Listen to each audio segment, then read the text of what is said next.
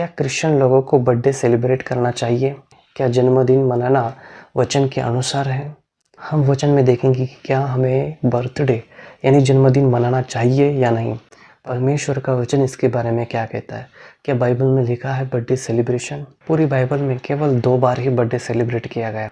तो सबसे पहले हम पुराने नियम का वो वचन देखेंगे जहाँ पर बर्थडे सेलिब्रेट किया गया। यही हुआ, तीसरे दिन फिरौन का जन्मदिन था। उसने अपने सभी सेवकों को भोज दिया।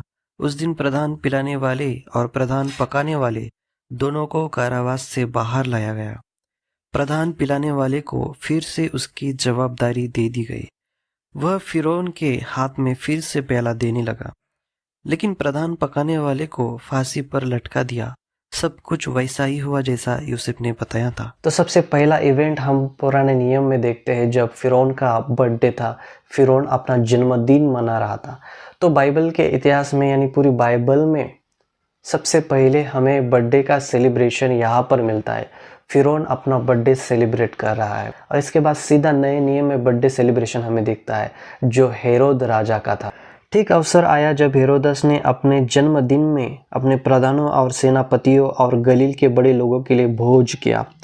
तो हेरोदियास की बेटी भीतर आई और नाचकर हेरोदेस को और उसके साथ बैठने वालों को प्रसन्न किया। तब राजा ने लड़की से कहा, तू जो चाहे मुझसे मांग, मैं तुझे दूंगा।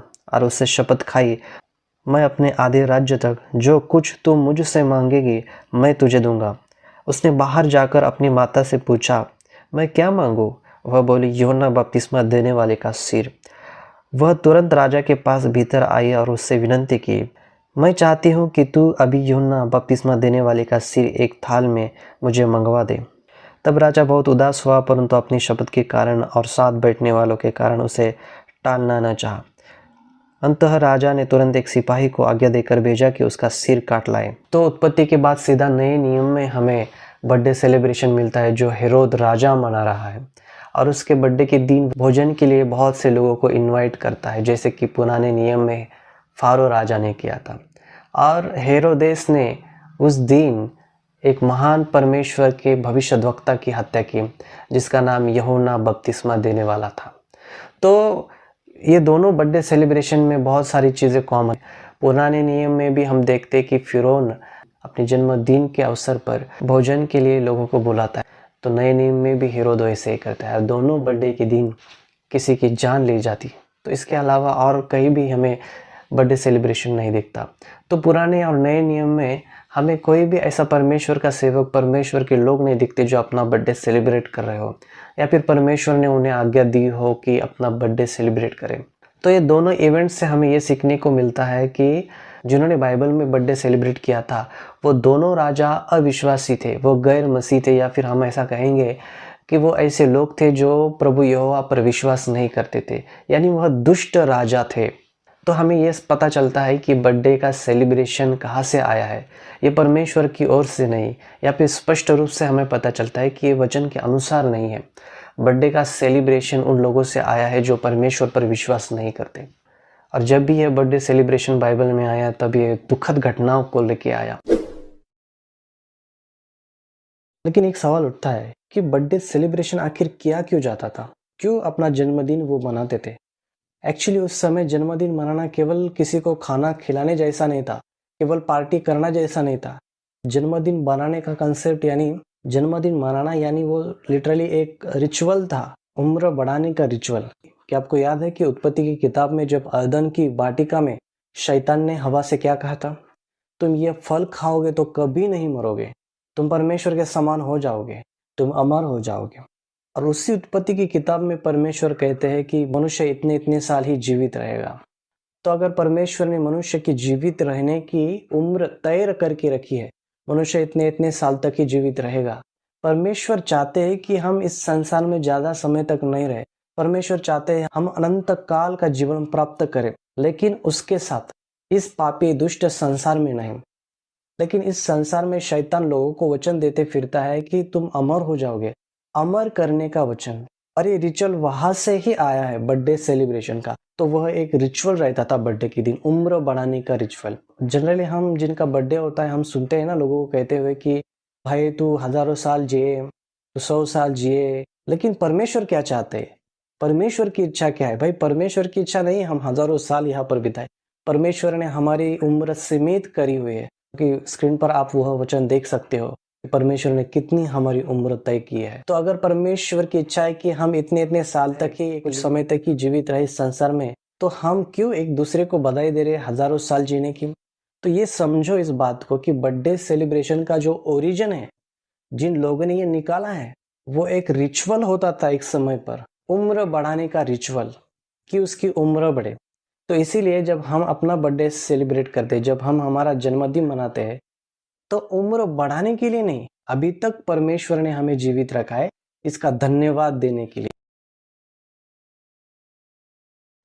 तो सवाल आता है कि क्या हमें, जो हम मसीह है, क्या हमें बर्थडे सेलिब्रेट करना चाहिए? अब हमें तो एक बात पता चली कि बर्थडे सेलिब्रेशन इस संसार की चीज़ है, तो क्या हमें बर्थडे सेलिब्रेट करना चाहिए? देखो, परमेश्वर तो नहीं चाहेगा कि हम इस संसार के अनुसार चले, संसार जैसा जो चीज़ें करता है उनकी कॉपी हम करें।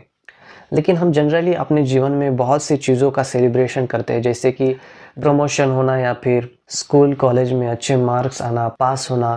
तो ऐसे अवसर पर बहुत सी बार हम मिठाई बांटते हैं, हम आनंद मनाते हैं। तो हमारे जीवन की बहुत सारी अच्छी चीज़ें हैं, अवसर है जहाँ पर हम सेलिब्रेशन करते हैं। तो अच्छी चीज़ों के लिए सेलिब्रेशन करना कोई गलत बात नहीं है। नए नियम में हम प्रभु यीशु मसीह का एक दृष्टांत तो देखते हैं। या कौन ऐसी स्त्री होगी जिसके पास 10 सिक्के हो और उनमें से एक खो जाए, तो वह दिया जलाकर और घर झाड़कर बुहार कर जब तक मिल न जाए जी लगाकर खोजती न रहे।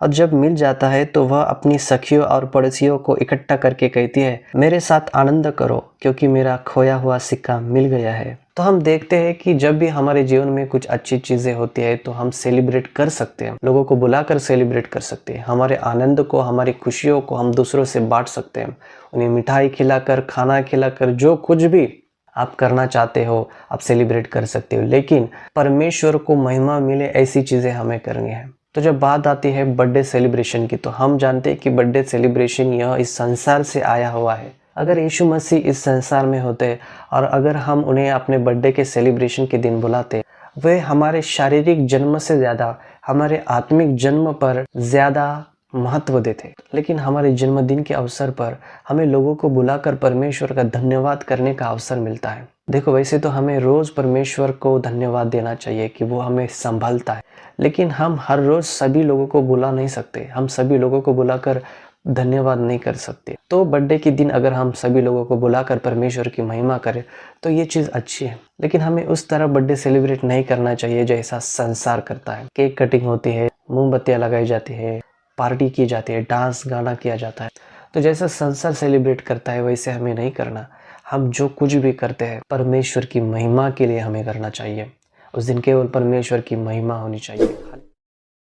इस वीडियो में बताया है कि अगर आपको जन्मदिन मनाना ही है तो वो परमेश्वर के वचन के अनुसार करो, तो परमेश्वर को महिमा मिले इस तरह से करो। जैसा संसार सेलिब्रेट कर रहा है वैसे सेलिब्रेट मत करो। तो बाइबल में हम देखते हैं कि जब जब बर्थडे सेलिब्रेट किया गया तब किसी की मृत्यु हो गई। जन्मदिन सेलिब्रेट करने की वजह से यूहन्ना बपतिस्मा को मृत्यु की सजा दी गई, एक भविष्यद्वक्ता को मारा गया। तो क्या आप एक ऐसी संसार की चीज यहाँ पर सेलिब्रेट करना चाहते हो जिसकी वजह से बाइबल में लोगों की हत्या करी गई? लेकिन मैं इतना कहना चाहता हूँ कि आज अगर हम कुछ भी करते हैं तो देखो परमेश्वर को महिमा मिलनी चाहिए। मुझे पता है ये वीडियो बहुत सारे लोगों को अच्छा नहीं लगेगा, बहुत सारे लोग मुझसे सहमत नहीं होंगे, लेकिन इस बात का मुझे फर्क नहीं पड़ता। जो सच है वो मैं बताता हूँ, और चाहे लोग अनसब्सक्राइब करें, डिसलाइक करें, इससे मुझे कोई फर्क नहीं पड़ता। मैं परमेश्वर का वचन सुनाने के लिए आया हूँ। लेकिन जिसको ये शिक्षा अच्छी लगी लाइक करो, सब्सक्राइब करो, हमसे जुड़े रहो, हम आपके लिए प्रार्थना कर रहे हैं। केक कटिंग और नाच गाना ये बात केवल उदाहरण के तौर पर दी गई है। आप ये दोनों चीज़ें कर सकते हैं यदि आप प्रभु की महिमा, आराधना, स्तुति एवं गीतों के सहित करें। धन्यवाद।